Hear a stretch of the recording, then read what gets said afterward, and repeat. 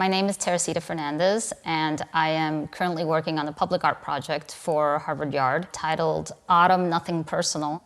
And the piece takes its title from a collaboration between Avedon and James Baldwin that was done in 1964, where they created a book. Avedon created portraits of Americans of very diverse walks of life, and Baldwin wrote a very poignant and incredible essay.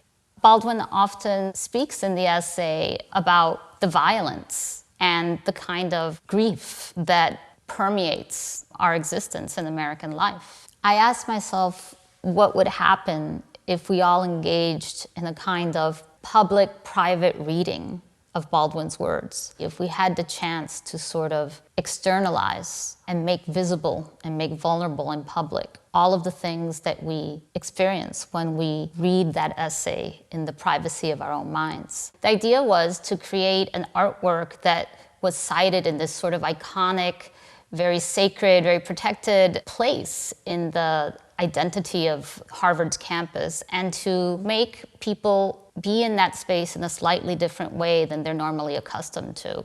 The structure of the piece consists of many concentric circles made out of polycarbonate tube. This physical structure, but also this social structure that's invisible, that's sort of laid over the piece. Layers of concentric engagement, from the private act of an individual to all of the versions of the Harvard community, which of course we know is not one community, but oftentimes a very segregated community. That is my hope for the piece, is that it becomes a site, an actual physical place where we are able to enact and think out loud and have a conversation with one another.